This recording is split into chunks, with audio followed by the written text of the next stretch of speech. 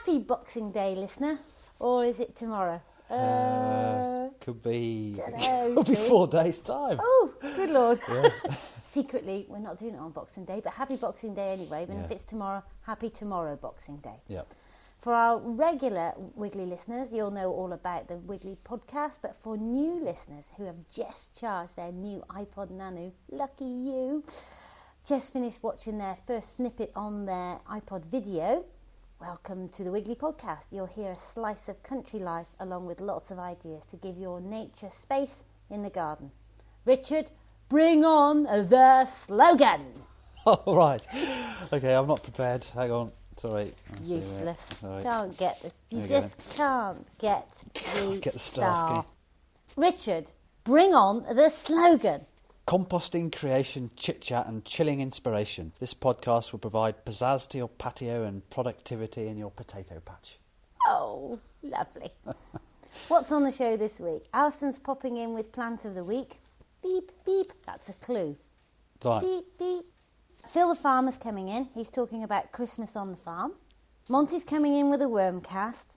Richard and I are reviewing a book, not because we want to review a book, just because we want to hear the chocolate rating. Yeah. We're talking about hedgehogs, although I know we've mentioned them before. And we're going to learn about cow tipping. That's a new one on me. So we better get started with the show.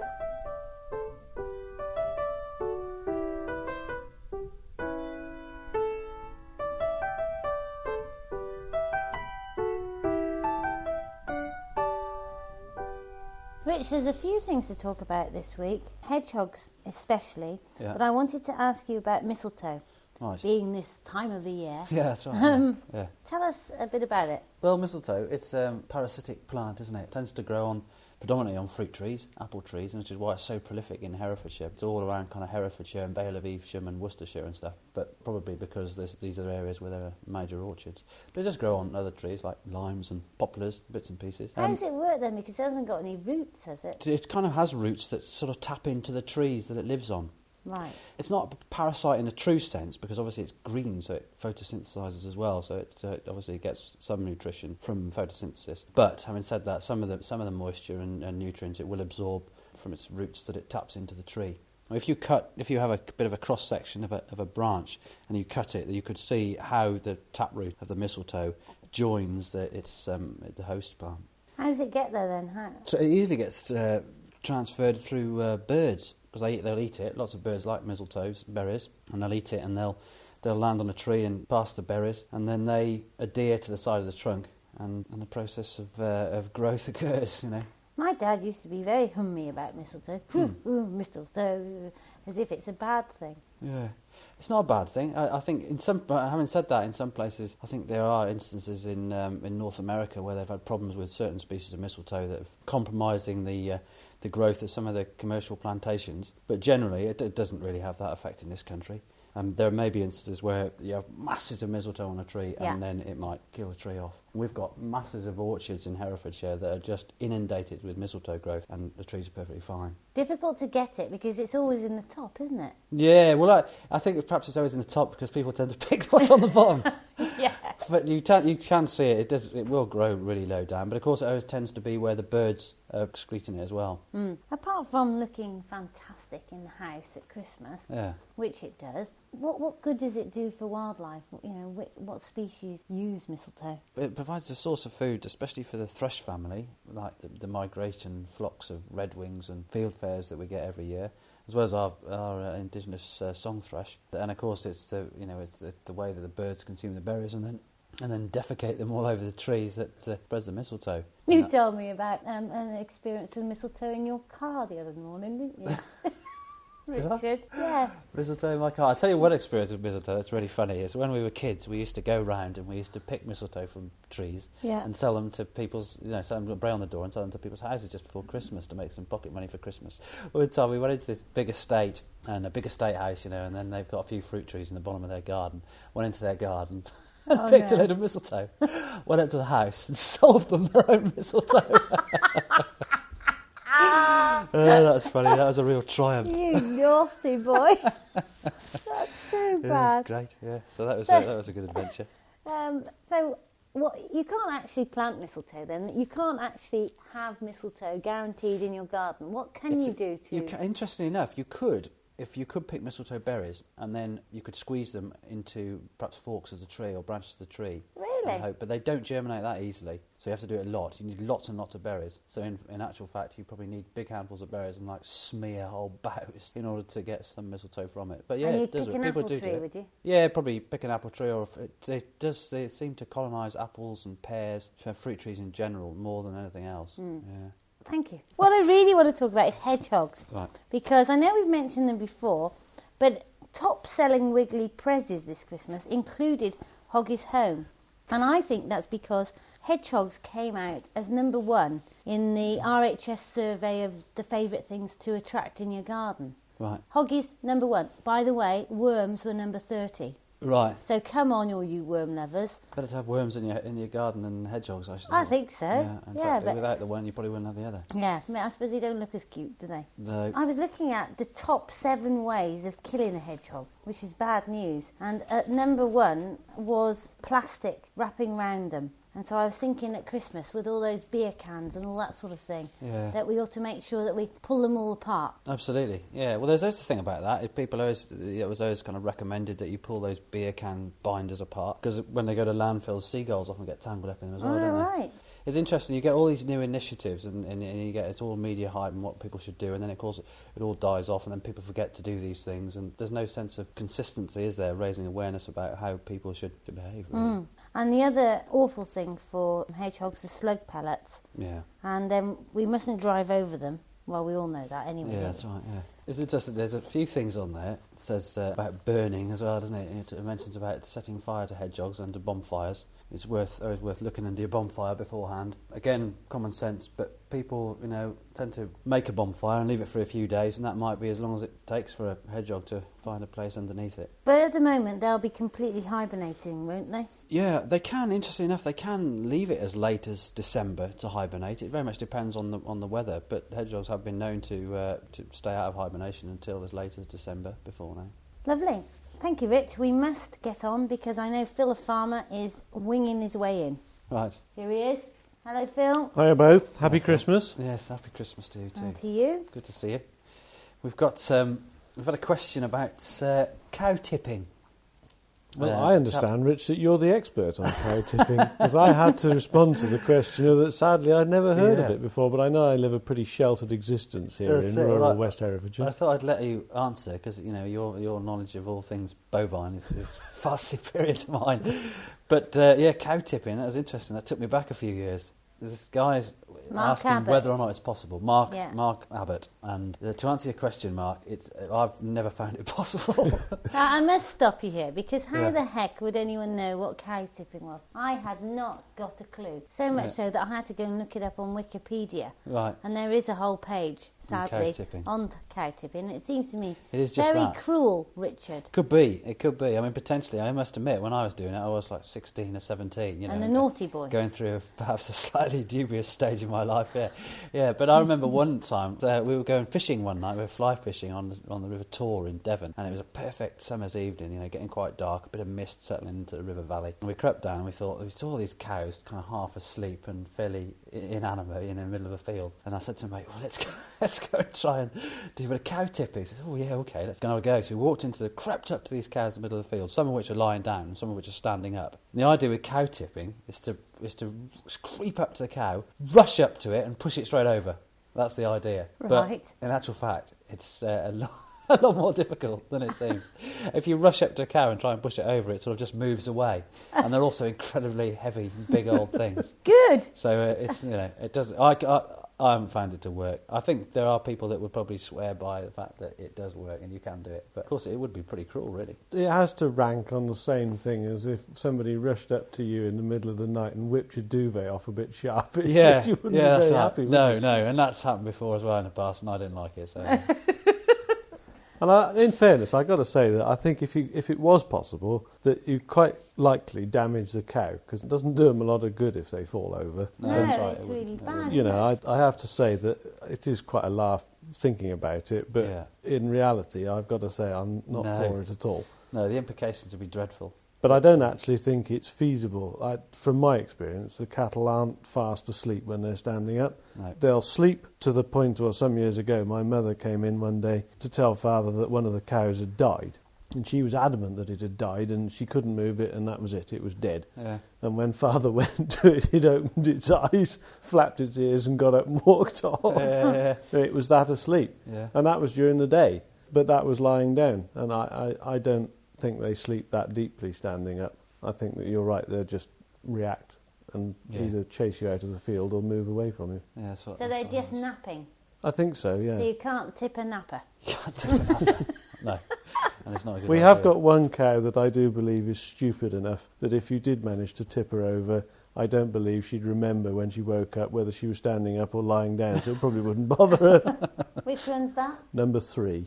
It's made entirely worse as she gets her ear hooked inside her horn, which makes her look even dafter than she is. And is she going to have a calf? Yes, she's one of the best cows in the herd, ironically.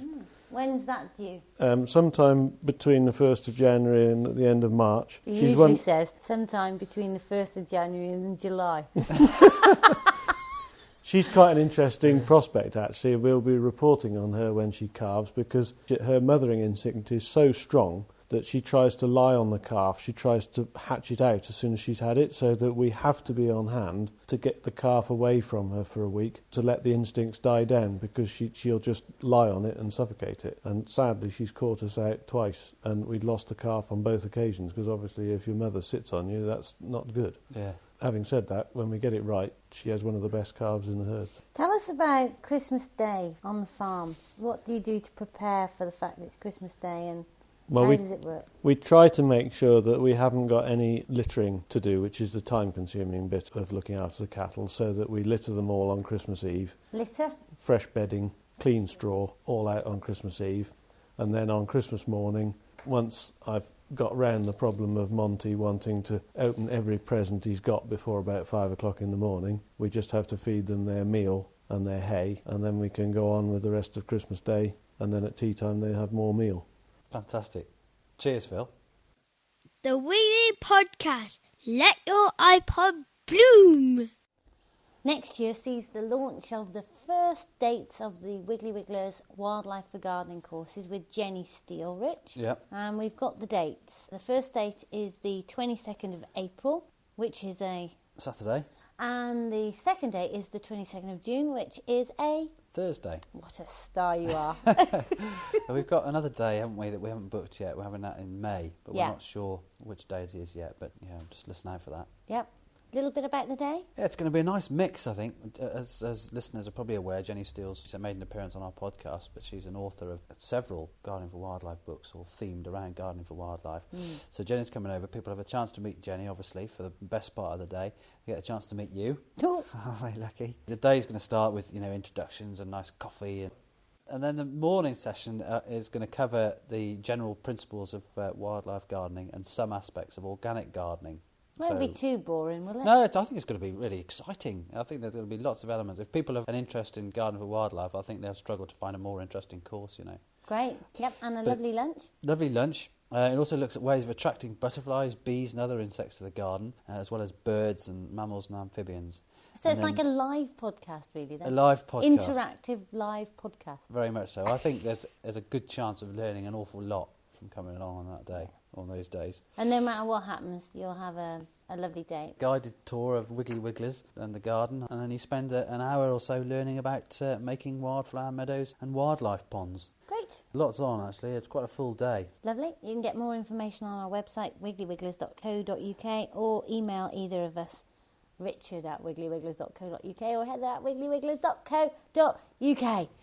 On to the book review. Right. Because we've missed the chocolate rating for ages. Yeah, no. And that's really sad. You're a bit upset about that, Yeah. aren't you? We have the classic book to review today, Worms Eat My Garbage, one of the first books on worm composting, and written by Mary Applehoff, who sadly died earlier this year, but is known as Worm Woman. The book has sold well over 100,000 copies, which is, I would think, an extraordinary amount for a book on worms. Well, it sold over 100,000 copies in its first issue, didn't it? And then, so I mean, that was a while ago now. Yeah, so. and it was one of the first books that you were that's asked to right. read, That's wasn't right. it? When I came into post with Wigglies, and not knowing as much about worms as one might, I took that home and read it, and it's really good. It's really interesting. It's informative. I was a bit kind of dubious about reading books about worms, but it's a really interesting book. A few Americanisms in there, but that's mega Americanisms.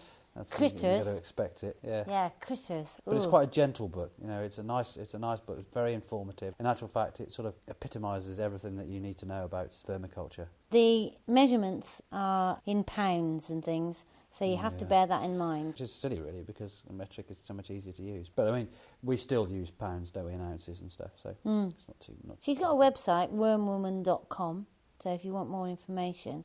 But this book, if you wanted to make your own worm composter, they've got every sort of worm composter in here. Yeah. One of them, I would say, I just cannot imagine it. There's a worm composting coffee table. Nice. Which I just cannot believe that anyone would You wouldn't want any lounge, would you? possibly have. Made could, of laminated maple with sturdy legs on ball rollers, and it looks like a piece of the Neiman Marcus catalogue. You'll want to show it off most readily. No way, Jose.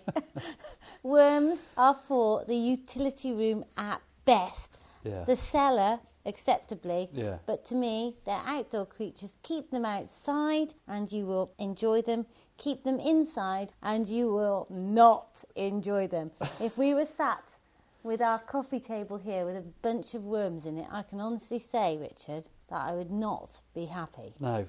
Whilst they're relatively clean and you can kind of, handle them and then perhaps eat your sandwiches afterwards without ill effect, it's, I don't suppose they're the most pleasant things in the home, are they? I was watching Changing Rooms the other night. They brought all the bits together. By the way, I quickly turned over. Yeah. And one of them was, they said, what was the most ridiculous thing you had to do, Linda Barker? And she said, put a wormery on a wall in the bedroom. And we actually had to supply the worms for that. Really? Yeah, which was a fairly weird thing for the company to do. Yeah. It was just after we supplied 30,000 worms for a man to bath in as a comic relief fundraiser. Cool. And I kept saying to him, but they'll go in all sorts of places. Yeah, I'm sure it's not a good idea. No, but he did do it. He did raise lots of money and he did sit in them for hours. And I kept saying, I'm sure baked beans will be better. Yeah. And please make sure you put the worms on top of you, not sit in them. Yeah. And he did do that. Yeah. Anyway. Oh dear. What rating are we going to give this worm Bible? Well, you know what I'm going to say, don't you? I mean, it is a worm Bible. You've just said it. You say you've eclipsed exactly what it is in one foul swoop. So what is it? It's a milker. Just to remind the listeners of the chocolate rating: Hershey's, Nestle, Cadbury's, absolutely fine. Galaxy, and then at the top, milk. But this book is not a milker. It's a Galaxy because it's full of things that I can't read, like critters and divide and dump, and I just don't like the terms in it. No. I love the book. It's fantastic. Mary Applehoff. But can you think of another Wonderful book woman. that's as good? No. No. So, Definitely not. Which would mean that it's a milker. I think what it means is it is definitely a Galaxy, and that one day, Richard, you have to put your mind to it and write a worm book that I could rate as a milker. Absolutely. We'll do that. A Wiggly worm book.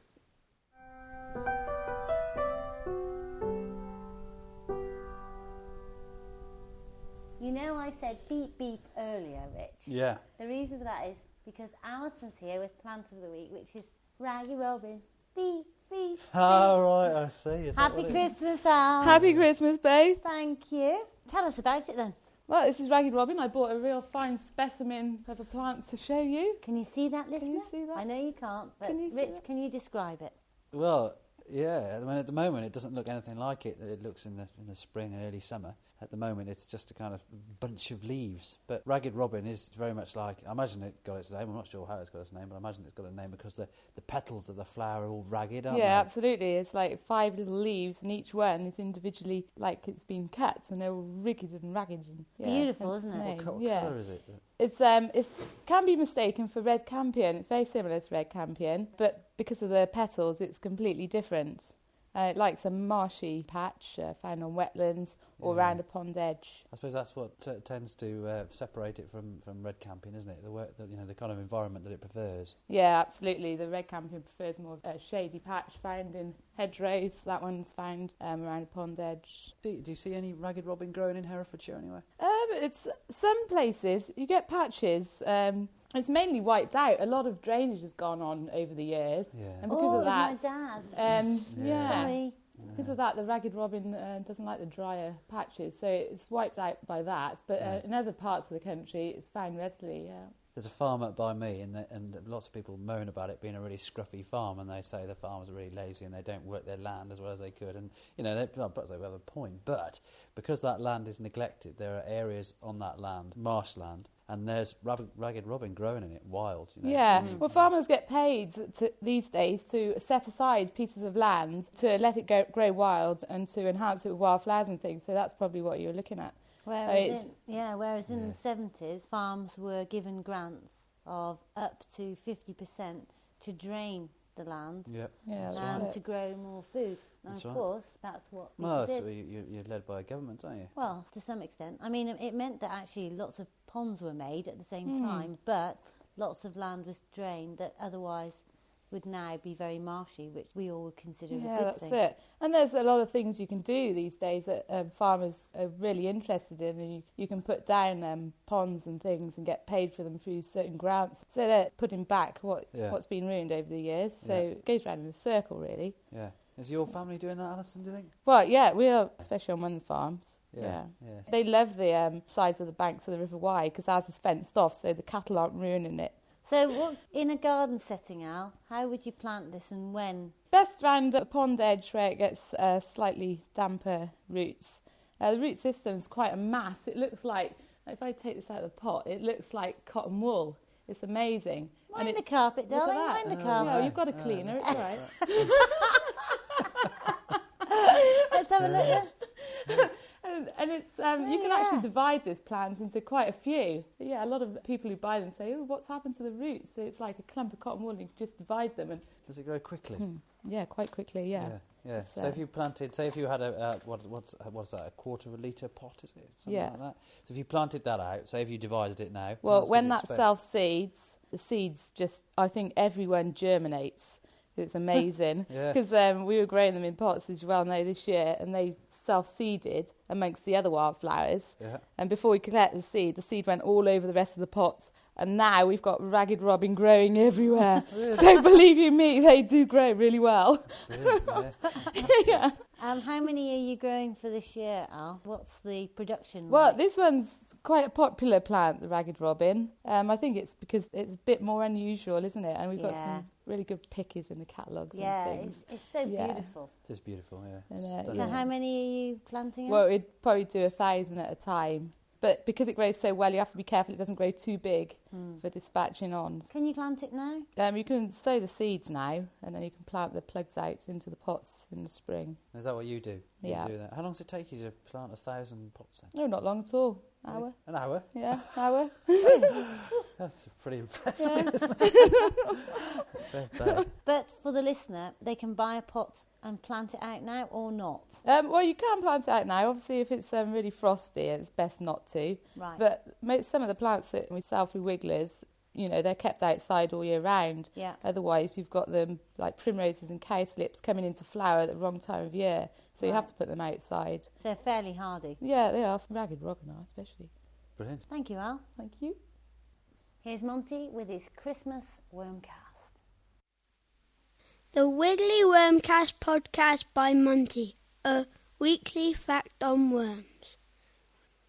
Even though worms don't have eyes, they can sense light. They move away from light and will become paralysed if exposed to light for too long, approximately 1 hour. Thanks, Monty. That was brilliant. Well, Rich, have you got any New Year's resolutions? No, don't make them. Rubbish, aren't they? Yeah. Grab the day. Grab the day. If you're going to do it now. Yeah, absolutely. Anyway, just in case you need one, listener, your New Year's resolution should be compost your waste. Oh, that'll do for me. Forget dieting. Forget trying to write a diary. Just get composting. Inspirational. Happy New Year. Happy New Year.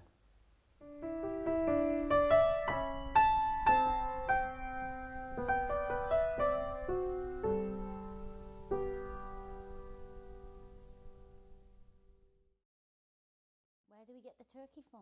Where did you get your Where do you turkey get from? It's a goose. Goose. Don't have Phil's turkeys. phone. Nice one, Phil. Sorry. No problem, Phil. Monty's coming in with a worm cast. What's Phil? Phil. Yeah, I couldn't remember at that point in time if we were starting with Alison or Phil. What a professional outfit. It's okay. It's the Christmas spirit. So is it okay? Situations. It's okay for the tree, is it? Yeah, it's generally okay. It does compromise the growth a bit, but the way. It's interesting that you're shouting now. Yeah, sorry. Yeah, but it's. So does it cause a problem for the tree? No, it doesn't really cause it. That's so googly. It does actually cause a bit of a problem for the tree, but not in our trees. With some trees it might. Just a minute. Yeah. So does it cause a problem for the tree? So Three take.